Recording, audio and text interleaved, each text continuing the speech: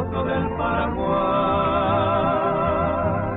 La figura del titán en el paraguayo suelo va proyectando su luz, defendiendo su solar. La guerra con prestaciones que la patria soportó, caballero a la vanguardia en quien combate fluyó. Sargento de Mato Grosso, capitán Pedro Maizá, y general de la patria por toda la eternidad. En Bellaco y Tuyutí, Cordero, Sauce y Boquerón, y la tallita Taribá, caballero allí luchó. Acá Curupalce, Tororó y Taguaté, y las lomas valentinas, caballero defender.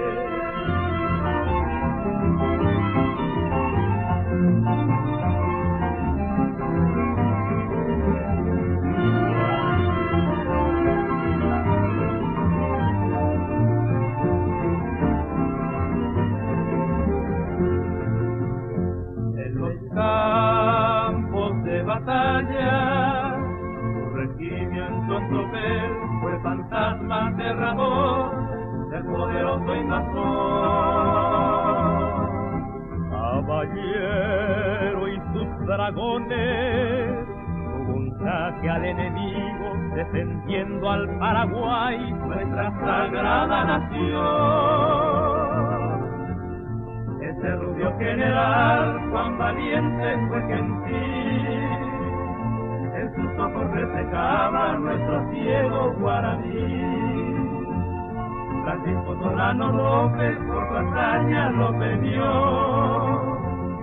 y fue su primer soldado, 5 años combatió en Bellaco y Tuyutí, Cordero, Sauce y Boquerón, y la tallita Tallibá, caballero allí luchó. Acá Curupalce, Tororó y Taguaté, y las lomas valentinas, caballero defender.